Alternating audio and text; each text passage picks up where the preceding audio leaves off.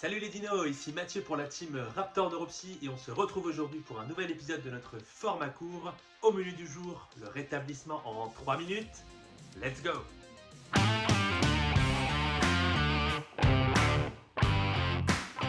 Lorsque l'on est confronté à des difficultés psychiques, troubles bipolaires, schizophrénie, dépression, addiction, etc., le rétablissement est une notion centrale.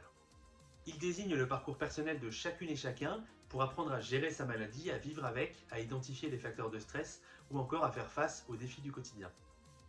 Mais c'est aussi aller vers l'acceptation et redéfinir ses possibilités. C'est donc un cheminement progressif qui n'est pas forcément linéaire et qui va être ponctué de haut et de bas, de mieux et de moins bien. L'idée va être d'aller vers ses envies et ses besoins avec la vie la plus satisfaisante et la plus épanouissante pour soi. Je vous propose une immersion dans les différentes dimensions que le rétablissement implique. Dans la sphère clinique du rétablissement, on va retrouver la prise de conscience de la maladie et de ses symptômes, ce qu'on appelle l'insight, ainsi que leur gestion.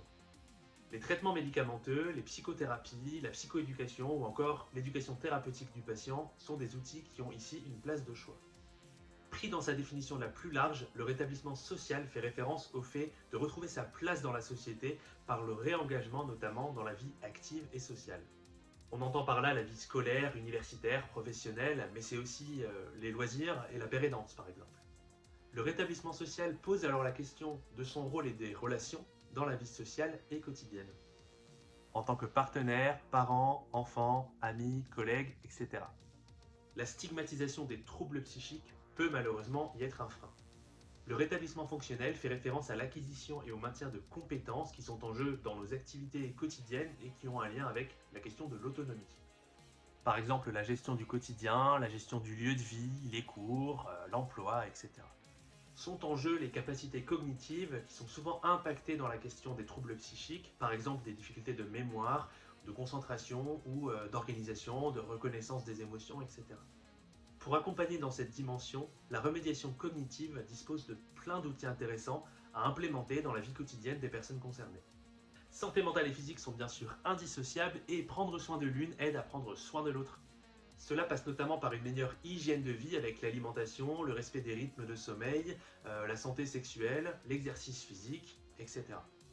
Mais ça passe aussi par la prise en compte de la fatigue ou encore des douleurs par exemple. Maintenir des liens avec la santé somatique est donc indispensable et je pense ici par exemple aux médecins traitants et aux différents spécialistes. Enfin, le rétablissement existentiel renvoie vers des notions telles que l'identité, le sens ou encore l'histoire de vie. Il peut désigner le fait de parvenir à se raconter en intégrant la maladie dans son parcours avec une certaine capacité de prise de recul. Il implique un travail sur les valeurs, sur la question par exemple de l'autostigmatisation, en laissant une place grandissante à l'espoir et en développant l'estime de soi ou encore le sentiment d'efficacité personnelle. Si vous allez consulter les sites de l'UNAFAM, du Psycom ou encore du Centre de ressources en réhabilitation de Lyon, et il en reste plein d'autres, vous trouverez des outils, des programmes, des livrets, des idées pour parler de la question du rétablissement et aller un peu plus loin que ce format 3 minutes. Je vous invite à aller explorer tout ça sans réserve. Quant à nous, on se retrouve bientôt pour un nouvel épisode. D'ici là, n'hésitez pas à vous abonner et à aller faire un tour sur notre site internet www.raptorneuropsy.com pour aller plus loin. Ciao!